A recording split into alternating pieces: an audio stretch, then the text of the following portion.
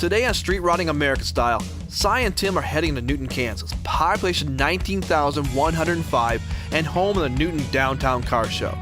The streets of Newton are jam-packed full of sweet cars and trucks, but the guys found 4 rides that really turned their heads, like a 1963 Volkswagen Bug, a 41 Willys Coupe, a 31 Ford Model A, and a 1932 Chevrolet Cabriolet. These are all coming up next, here on Street Rodding American Style. Support for Street Rodding American Style is provided in part by BG Products Incorporated. BG Products is dedicated to the development of preventative maintenance service in vehicles for consumers and fleets. BG Products provides the driving community with products and services of automotive maintenance. More information can be found on the web at bgprod.com and bgfindashop.com. And Ren Radio. Ren Radio can be heard from the web on your computer or smartphone, playing oldies from the 50s, 60s, and early 70s. Oldies like Elvis, Chuck Berry, and the Skyliners, and many more. Nothing but oldies. Ren Radio is online all the time, on the web at wrenradio.net. Street rodding's an art. It's a passion. It's a lifestyle. Guys and gals of all ages in communities all across this great land of ours are designing and building street rods that deserve a thumbs up. Our mission? To find these works of art and showcase them so that this passion is never lost, because street rodding is more than just a hobby, it's an addiction. This is Street Rodding American Style.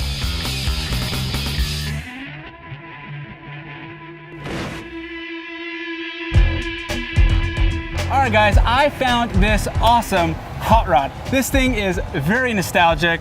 I found Rex, the owner, here. What are we looking at? Well, Tim, this is a 31 Ford Model A, and it's got a 39 Ford flathead engine in it, 39 Ford running gear throughout the whole thing, and it's built to look like an old school hot rod. So this is what they would have built in the 60s or in the 50s if they were a high school kid and they were wanting to run down Death Row Alley. This is what they would have taken. Exactly. A kid who didn't have a lot of money took the parts, whatever he could find, whatever was laying around, or whatever he could scrounge up, and put it together this way. It wasn't built to be a street rod. Right. It wasn't built to be a rat rod. Yeah, because so many guys now take these Model A's and they either go rat rod or you go full restoration.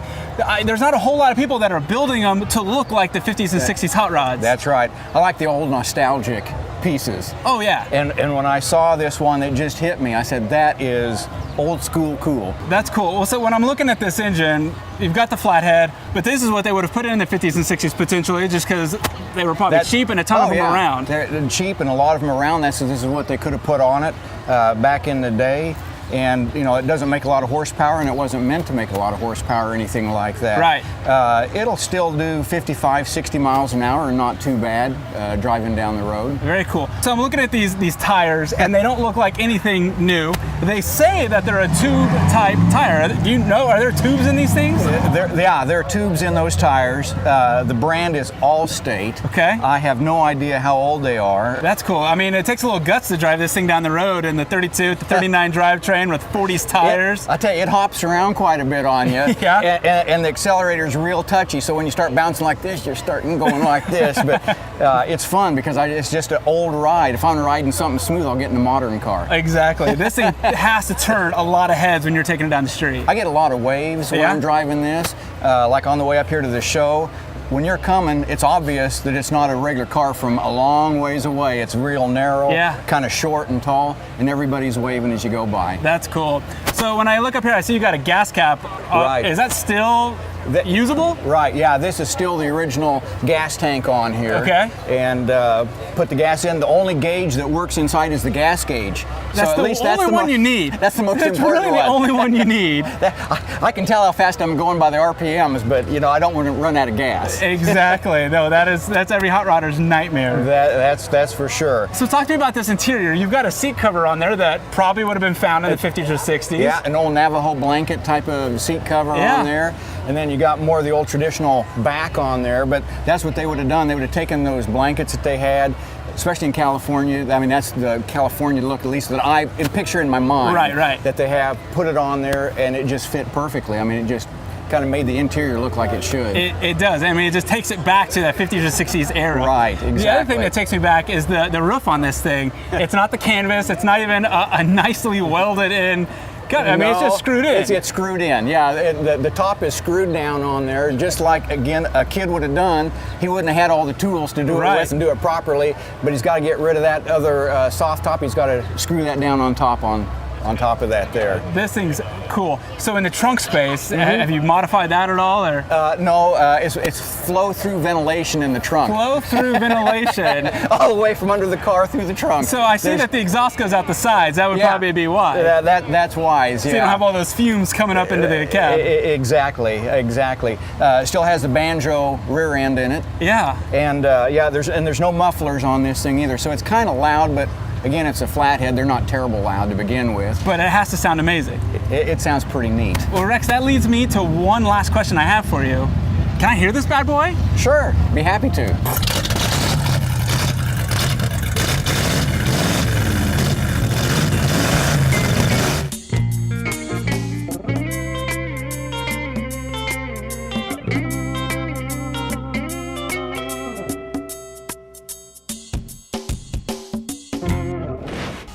This is Kim's 1932 Chevy Cabriolet, which is not to be confused with the 1932 Chevy Roadster. So what's the difference? Keep watching and Kim will tell you next on Street Rotting American Style.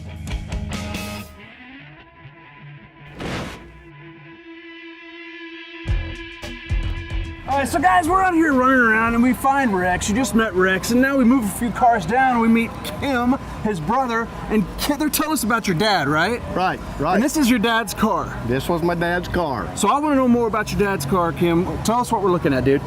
This is a 1932 Chevy Cabriolet. Not a coupe, not a roadster. Teach us the difference. The Cabriolet had roll-up windows in it. So this has roll-up windows in it. This has roll-up windows. The Roadster had curtains in it. So the roadsters don't have roll-up windows? Nope. This is me rolling up windows in a roadster for some reason. That's about how big it is. I can reach Well, both sides. yeah, you can almost reach both sides. And obviously the convertible. Right. Right. The shape of the top is a little bit different too. Oh, okay. About a Cabriolet than a Roadster. But you cannot have a cabriolet without it being a convertible, right? A Right. cabriolet has to be a convertible. Right. Okay, that's what I was right about that anyway. Yes. But, Yes, you were. so this was your dad's car. Right.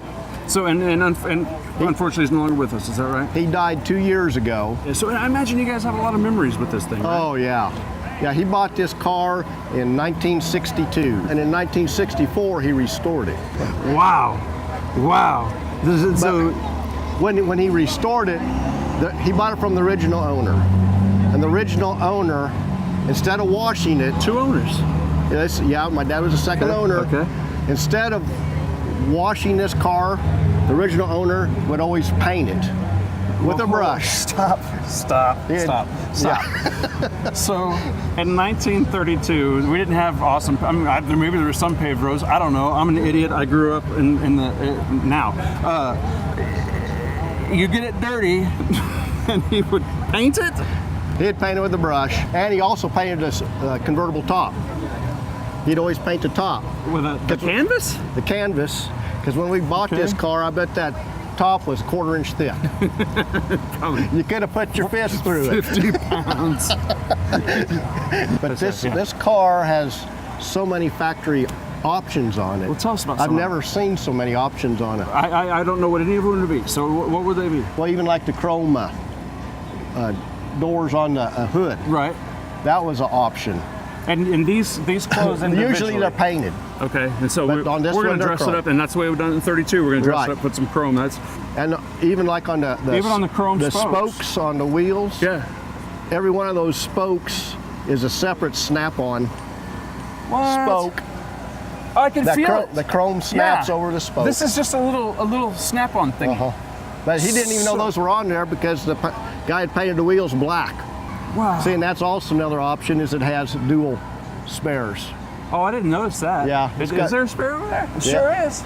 Most cars only had one spare. Now, something you taught me off air a little bit ago, we were talking about your trunk, and I didn't know this. The reason we call it the trunk is because they used to literally put a trunk. That's a regular trunk On the on back. there. And it's like- not where the rumble seat is. It's behind the trunk the itself. rumble seat. Right. Yeah. I was looking underneath this thing. It's a straight 6. Tell me about that. That's a straight 6. It's a dipper 6. What's a dipper 6? Dipper 6 is on the connecting rods. They're just little dippers on there that actually go down into the pan and pick up oil as each time that connecting rod no comes kidding. around. Yeah. So there's little cups in there. There's It's little kinda- cups that suck that oil up. That's pretty oil cool, the man. Connecting rods. That's pretty cool. I think So that's it's a pretty dipper sharp. 6. So Kim, how many horses is this thing putting out? It puts out 26.3 horse. Boy, that's massive. Yeah. Massive. Very, And it's got very 3 intimidating. speed, 3 speed on the floor. It'll get there sooner or later. Oh, yeah. Hey, you know what, man? When you got this kind of class, that's all you need. You know? Yeah, you can just pedal along. That's right. You don't need to be fast to have style, baby. I mean, this thing's sharp. Now I can remember one thing now that you just said. Yeah. My dad used to drive this in a lot of parades, and he'd always have a beauty queen in there. Oh, so yeah? he drove slow. Heck yeah, he did. Heck yeah, he did. It's really sharp. I really like it, so it's really cool. But I've got one more question for you, Kim. What's that? I still want to hear this bad boy. Well, it's not that bad of a boy. I want to hear this. I want to more hear of a this. putter. I would like to hear this gentleman. Okay. Let's fire it up. We'll do man. it.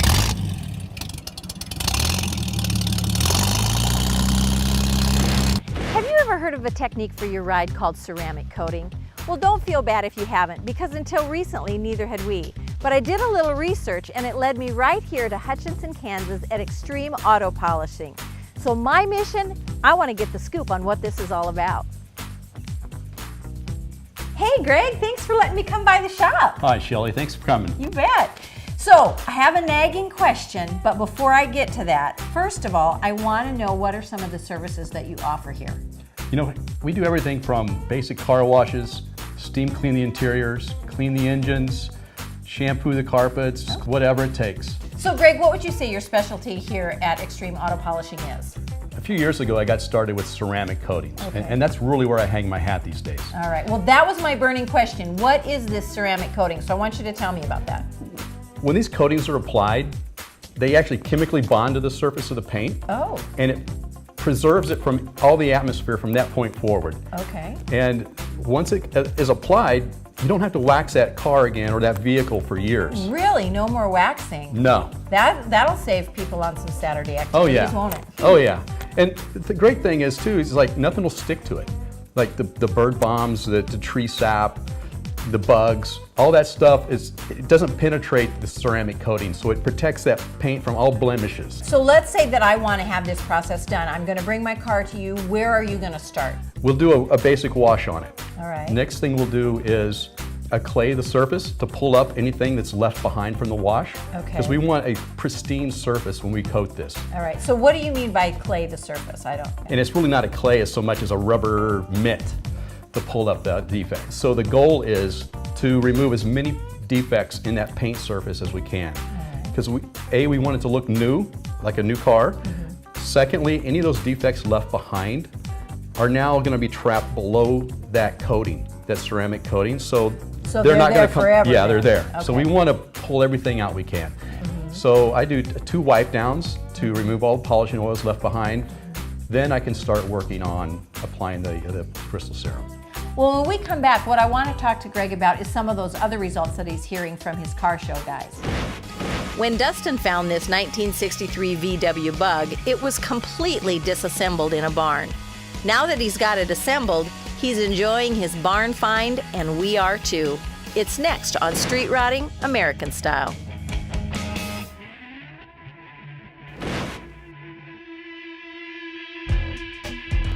Guys, you know me, and I cannot resist a Volkswagen. It's like we're in Volkswagen Alley right here in Newton, and I found Dustin, and I couldn't resist coming. It's a magnet. It drew my attention. Dustin, what are we looking at? Man, this is my 63 Volkswagen Bug. A 63 I located Volkswagen. it in a barn, not the typical barn find. So no, stop. We all know what a barn find is. Yeah. What do you yeah. mean not the typical barn? Okay, a buddy of mine, he has a 67, and as everyone probably knows, every car is a little different. He was looking for 67 parts, and he's like, hey, come help me look for parts. Right. Go by this house, dude had 20 cars pulled apart, and this thing was completely disassembled. Really? Nothing was together, hood one way, fenders Just the other stuff way. laying around. And we were looking for parts, and I kept eyeballing this rusty pile, you know, and I was like, hey, look at that thing. All the parts are here. There's a fender over there, Yeah. fender over there. No, wait a minute. What about the pan? Because the pan's it's like a unibody, and the pan Yeah. is just notorious for rusting out on these things, right? Notorious for rusting out, exactly. Well, when it's Heater rusted channels. out, you know what better to do than to put it on the ground, right?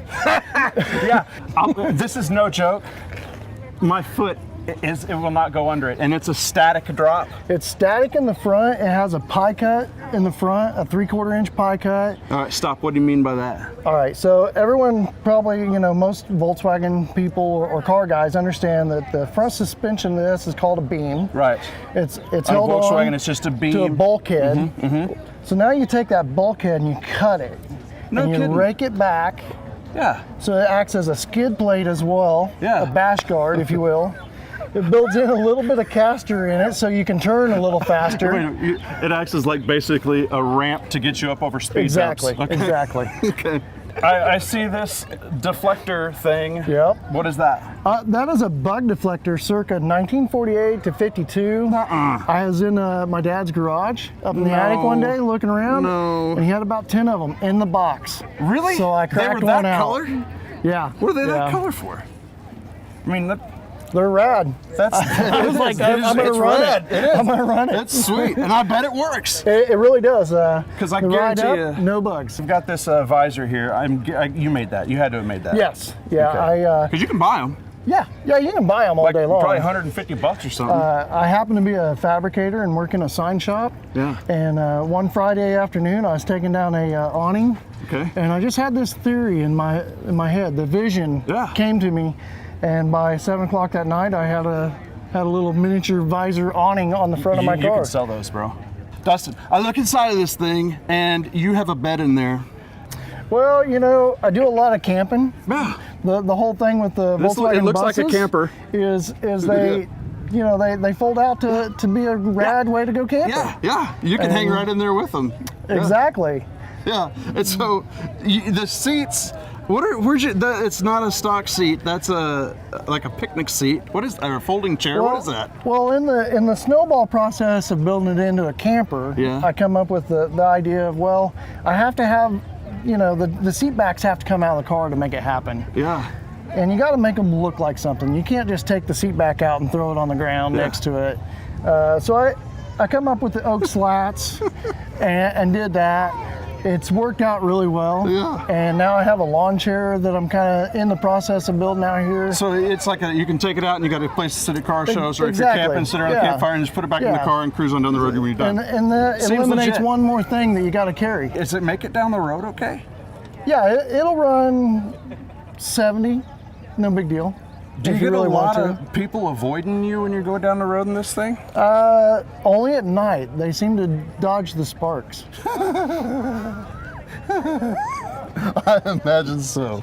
Well, dude, man, this thing is just crazy cool. I love it. It speaks to me, and I'm sure some of you guys it speaks to you. If you dig Volkswagens, this is right down my alley, and I'm glad you brought it up here, man. It's really sweet. I got one more question.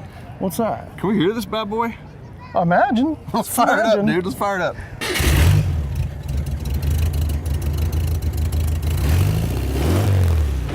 So you mentioned when we first started visiting that the coating lasts a really long time. What other kind of results are you seeing? One of the things that I really enjoy is when people bring me their vehicle and they go to car shows and start winning trophies when they weren't winning previously. Right. You know, Okay. because the surface is now pristine and the gloss is just insane, Yeah. and it stands out. Yeah. So my question, as let's just say I'm the skeptic, would have been, well, what if these vehicles would have placed anyway? And you're saying that the coating is really making a difference. Right, because some of these guys have been, winning second place or even, maybe a third place, and now they're moving up and they're winning first place. I have a fellow with a trike. Last year at a car show in Kansas City, he got second place. This year he got first place. Okay. So he's moved up. Last year he didn't have the coating. This year you did it and he took first. Right. Okay. Right. Yeah, that's And pretty awesome. I've got a guy in the Corvette Club here in town, and I did his car a couple of years ago. And before that, he wasn't winning very many trophies. Yeah. This year, since then, He's winning trophies every car show he goes to. That's awesome. I've done trophy winners for the Starbird Devlin show the last 2 years, so I'm really proud of that. You bet. And I got other people doing car shows that are telling me, yeah, I've won. And I recently did a 58 Impala, and that guy was ecstatic with this car, and he won a trophy again this spring. Greg, thank you so much for telling us all about this. Shelly, thanks for coming. And listen, we all want our vehicles to win when we go to a car show, so you guys need to get over here to Extreme Auto Polishing and check this out. You can tap on Charlie's 1941 Willys Coupe all you want, but you won't find a bit of fiberglass. This is all steel, and it's coming up next on Street Rodding American Style.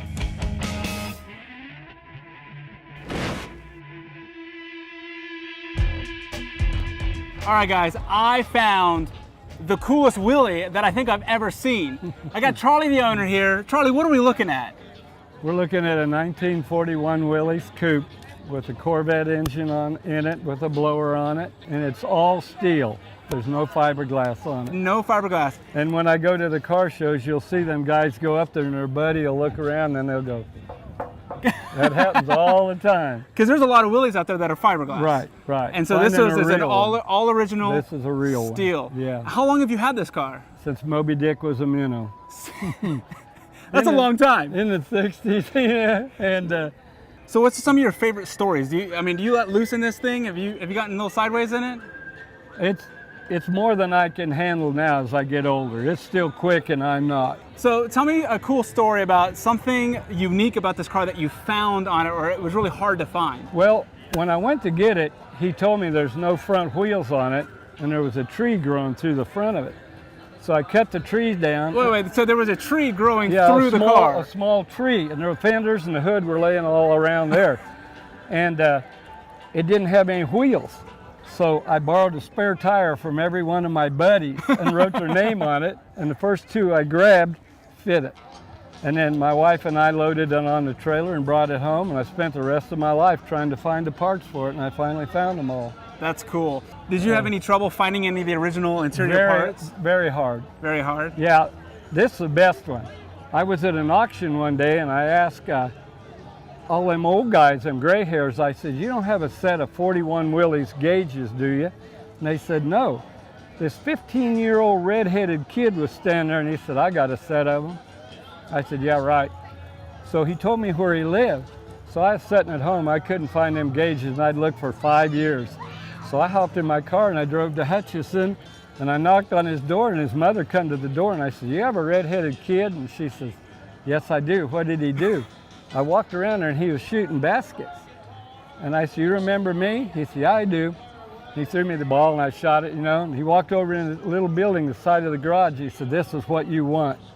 I couldn't believe it. And they were the gauges. I think what's almost most impressive in that story is that there was a 15-year-old kid that knew what he had. Yeah, and he told me that his dad liked Willys. Okay. And that's how he knew all that. And he gave me the gauges for $15. And the garnish molding come from DeWida, Illinois, and the headlights come from California and all of that. So this thing is built from all over the United States. It is. It was, I was laying in bed one day and the phone rang. It's 2 o'clock in the morning. I thought, well, I've lost an aunt or an uncle. And my wife said, there's a guy on the phone, he wants to talk to you. And he said, I was going to the Street Rod Nationals and I seen this car going by. And he said, I've looked for 15 years for it. And he said, I'll give you $100,000 for it. I said, well, when the money's gone, the car's gone. I said, I'll keep it. So, did you tell your wife about the offer? Oh, she said, did he say $100,000? Of course she did. Yeah. She was like, "That's." We only paid $75 for it. we can buy more Willys. Yeah. But there's nothing to replace the memories of a car that you've owned for your entire life. But Charlie, I gotta imagine that this thing's quick. It is very quick. It's pretty fast on the road. Have you ever taken it to the strip and run it? No. If I would crash it, I could never get another one. Right. They told me that a deck lid is bringing $10,000. The trunk lid on these Willys. On a coupe. Yeah, they're that hard to find. Yeah. And and I like it. Oh, Charlie. It's sort of like a girlfriend you should have married. Well, I didn't get rid of her. You didn't get rid of her, and you're never going to get rid of her. I'm not. Well, Charlie, I love this car, man. I was walking down the street, and just This thing just, it caught my eye. I was like, I have to talk to this guy. It is a crowd pleaser. Oh, it is? No matter where I go. And there was a bunch of gray hairs walking over there, and I told this gal that was sitting with me, I said, see all them gray hairs over there? You wait till they see that. One of them will see that, and I'll bet they all come over here. Boy, she said, here they come. They all come over there and looked at it, because it brings back memories of California in the 60s. Yeah. When times were good, you know, you left the key in the car, and you didn't lock the door. Yeah. You left the bicycle in the yard, and it was still there in the morning. That's awesome. All right, Charlie, I got one last question for you. Can I hear this bad boy? Yeah, since you were so nice, I will start it up. Awesome. How's that?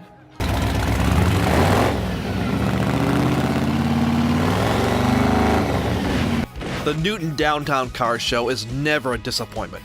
Over 320 cars packed into 6 blocks, and this is only the 13th year it's been held. So join us again next week as we demonstrate why street rodding is more than just a hobby, it's an addiction. Support for Street Rodding American Style is provided in part by BG Products Incorporated.